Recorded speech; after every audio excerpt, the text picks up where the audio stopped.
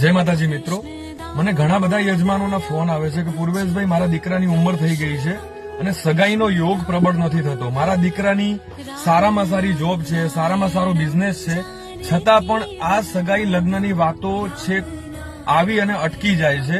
તો પૂર્વેશભાઈ અમે શું કરીએ તો એ જલ્દી યોગ પ્રબળ થાય? તો એના માટે હું દરેક યજમાનોને એક ખાસ મંત્ર આપું છું. એ મંત્રનો તમે 105 દિવસ સુધી 108 વખત એનો જાપ કરવાનો. એ જાપ કરવાથી તમને મનોરમા પત્નીની પ્રાપ્તિ થશે. તો એ મંત્ર છે પત્ની મનોરમામ દેહી મનોવૃત્તાનસારિણીમ તારિણીમ દુર્ગ સંસારમ સાગરસ્ય કુલોદ્ભવામ. આ મંત્રનો તમે એવરીડે જાપ કરો. પ્લસ હા, ખાસ સલાહ સૂચન એ છે કે જે તે જાતકની કુંડળીનું વિશ્લેષણ, જન્મ કુંડલીનું વિશ્લેષણ કરવું અતિ આવશ્યક છે. જય માતાજી.